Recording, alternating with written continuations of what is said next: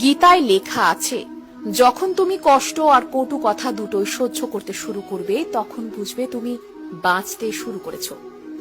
যদি ভগবান আপনাকে অনেক বেশি অপেক্ষা করাচ্ছেন তাহলে প্রস্তুত থাকুন, তিনি আপনাকে যা চেয়েছেন তার চেয়ে অনেক বেশি দিতে চলেছেন। জীবন নিয়ে বেশি ভাববেন না, যিনি আপনাকে জীবন দিয়েছেন তিনি কিছু না কিছু ভেবেই দিয়েছেন। শ্রীকৃষ্ণ বলেছেন, কাউকে দুঃখ দিয়ে আমার কাছে সুখ কামনা করো না, আর কাউকে যদি ক্ষণিকের জন্য সুখ দাও তবে তোমার দুঃখ নিয়ে চিন্তা করো না।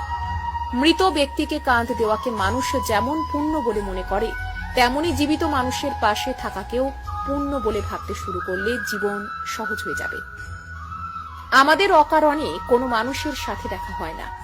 আমরা কিছু মানুষের থেকে শিক্ষা পাই আর কিছু মানুষের থেকে জ্ঞান পাই। কে কি করছে, কিভাবে করছে এবং কেন করছে তা থেকে যতই দূরে থাকবেন ততই সুখী থাকবেন। আপনি হাসতে থাকলে পৃথিবী আপনার সাথে থাকবে, নইলে চোখের জল তো চোখেই ঠাঁই পায় না। যদি কেউ আপনার ভালো কাজকে সন্দেহ করে তাহলে মন খারাপ করবেন না, কারণ সন্দেহ সর্বদা স্বর্ণের বিশুদ্ধতার উপর করা হয়, কয়লার কালো দাগের উপর নয়। মনের শান্তি জীবনের সবথেকে বড় উপার্জন। উপদেশ, সঙ্গ এবং সময় কাউকে না চাইতে দিলে লোকেরা প্রায়ই সেগুলোকে সস্তা বলে মনে করে। একজন মানুষ যত শান্ত সে তত গভীরভাবে বুদ্ধিমত্তা ব্যবহার করতে পারবেন। যেমন পাতা না ঝরলে গাছে নতুন পাতা আসে না, ঠিক তেমনি কষ্ট এবং সংগ্রাম ছাড়া ভালো দিনও আসে না।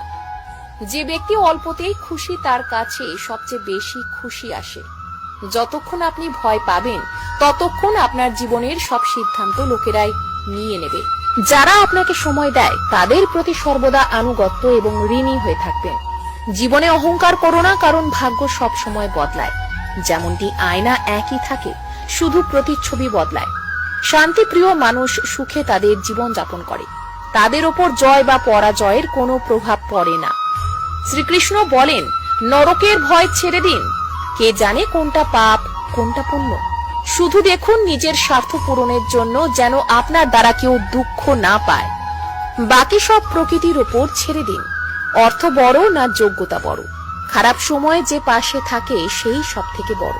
কেউ যদি আপনাকে নিজের স্বার্থ পূরণের জন্য মনে করেন তাহলে তাকে স্বার্থপর ভাববেন না, কারণ আপনি তার জীবনে সেই উজ্জ্বল আলো যা সে অন্ধকারে দেখতে পায়। সবাইকে নিজের গোপন কথা বলবেন না, কারণ আজ যে আপনার সাথে আছে কাল সে আপনার বিপরীতেও যেতে পারে।